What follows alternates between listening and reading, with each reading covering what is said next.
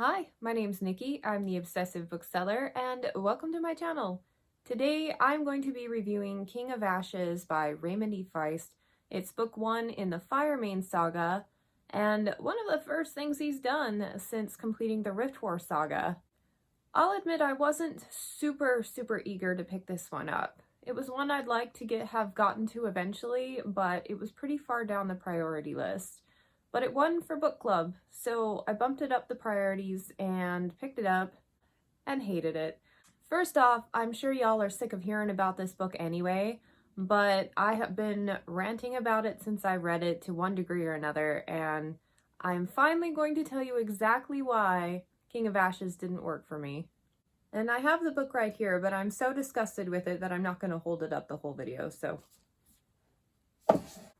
This is going to be a DNF Q&A review. I've done a couple of these before, and I got the idea from Niki at There Were Books Involved like 10 years ago when she was an active blogger, and she gave me permission to use it, and I love this. It's a very constructive way to talk about why a book didn't work for someone. And honestly, the reviews that I do with this Q&A are sometimes a lot more thoughtful than the ones I just write freehand, so here we go. Did you really give King of Ashes a chance? Kind of. I went into it having low expectations, and so I was prepared to DNF if I wasn't enjoying it. It wasn't a book I was like, oh, yay, ready to pick up. But that being said, I did give it to about 30% before putting it down. I could have easily kept reading because some of the problems that I was having may have resolved themselves as the book went along, but I was so fed up that I was afraid if I kept going, I was just going to be rage reading at that point. And I had so many other good books on my list that I had started that I actually liked. So, yeah.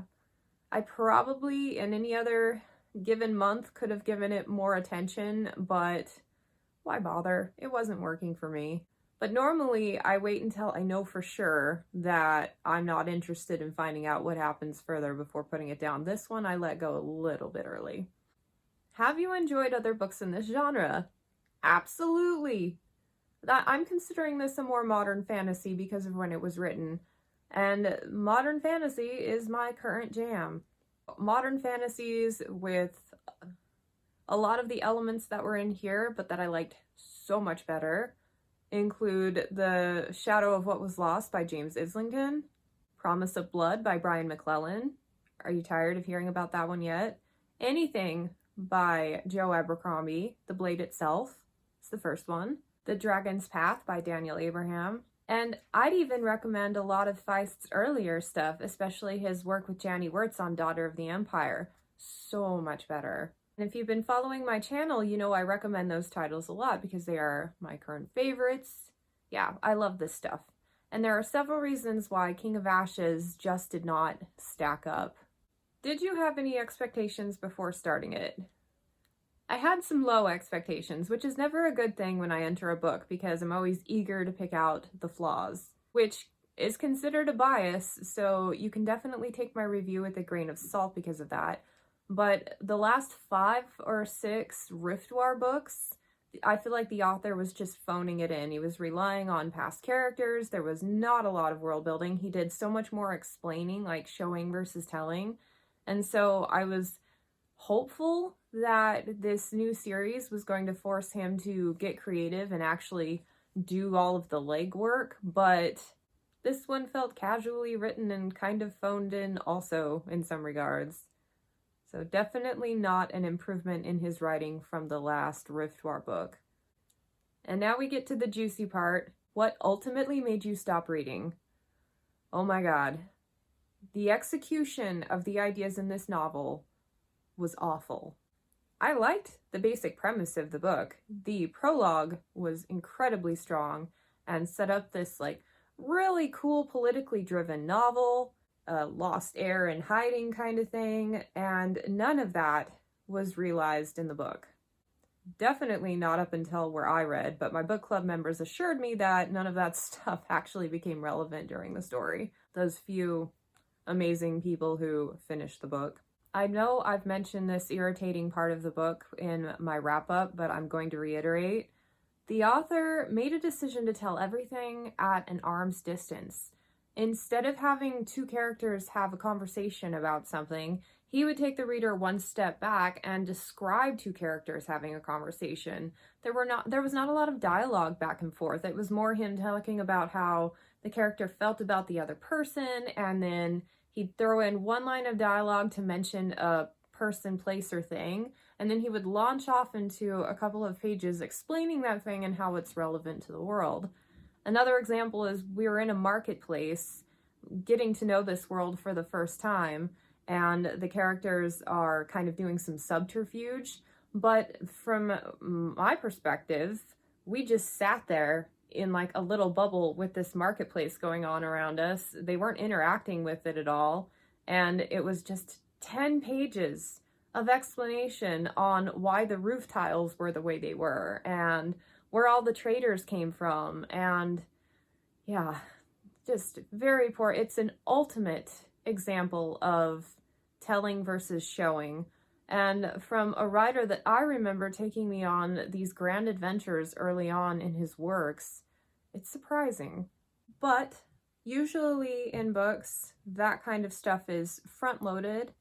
So, you know, as you get further along, they will have exhausted all of their explanations, usually. So you get to more action as the book progresses. So that's why I was willing to continue reading. However, the thing that ultimately made me put this book down was the very odd handling and fixation on sex. Now, I would not consider myself a prude. I don't care one way or another if there's sexual content in the books I read. In fact, I have a whole section of romance books staring me in the face up there that I pick up occasionally. So sexual content in books, even in fantasy books, like Joe Abercrombie, doesn't bother me a bit. What bothers me is when it feels like I am reading about the sexual fantasies of a 16-year-old and it just goes on and on and on. Like endless pages of the characters thinking about sex, talking about sex, the author describing why the characters can't have sex in this world. It's just like, oh my god. About the point where we got a detailed description on why members of this like subterfuge school can't have sex with one another, but then get to the part where the females have to go train in a brothel because that's the only thing a good female character is worth, is as a seductress. I lost patience with it. It even comes down to how he was describing the sexual content. It felt so immature. And if you're going to include sexual content in your story ad nauseum, at least make it good sexual content. So overall, that is not what I signed up for, and it was integrated so heavily that I don't know what the story was about beyond that. I got many other way more interesting things to read. Is there anything you liked about the story? Yes, I liked the prologue, and I liked the ideas that were presented in the prologue on what the story might be about, because in my opinion, the prologue is kind of a promise of what's to come. None of that was relevant from what I read. Would you read anything else by this author? I have read everything else by this author, except for a trilogy in Rift War that he co-wrote with other authors, but I'm planning to get to those eventually, and a standalone he did called Fairy Tale, I think. So I have read over 20 books from this author, and new stuff? No, I will not read anything else. I am done. Totally done. The early stuff, I really loved everything from publication order up to the Talon trilogy, and then beyond that is where it kind of started losing me. And that's like 13 books. Oh, skip the Krondor ones though. That was not like a trilogy adaptation from a video game that was out. Those weren't very good, but everything else, absolutely loved. So you DNF'd the book. Would you still recommend it? No! Okay, so normally when I do this heavily constructive analysis of a book I DNF'd, it usually helps me figure out what audience would be best suited for it. So when I used to get customers coming in and holding up a book going, "What do you think of this?" I can at least give them an idea on whether or not it's a good fit for them. Because, you know, if I don't like a book, that doesn't mean someone else won't. And usually the things that I don't like a book don't always bother other people. But in this case, the execution was so poor, and it's such a bad representation of fantasy that I would not recommend this to anyone. There are so many other much better titles that will fit the bill for what this story was supposed to offer. I'd say I would actively discourage people from reading this book. It was that bad. So that's where we're at with it. I think maybe 4 out of the last 5 reviews I've done have been negative reviews, and I hate that. And part of the problem is I keep picking up books that I know I'm just not gonna like. I keep doing it for obligation reads, and I have taken a really hard look at the types of stories that I'm reading, having to record videos for these books and post them, and knowing y'all only get 1 a week has really opened my eyes to the fact that I have been reading some crappy stuff. Like, I am not reading the high priority stuff. And I had this realization about a month ago, but you're still getting like staggered reviews from stuff that I read back then, because, you know, there's quite a bit of delay between when I read a book and I actually take the time to write a review for it. So from this point on, going forward, I have mostly awesome book reviews coming up. A couple of them I'm probably not going to like as much as others, but at least they are recommendable titles. I feel like we've had so many duds.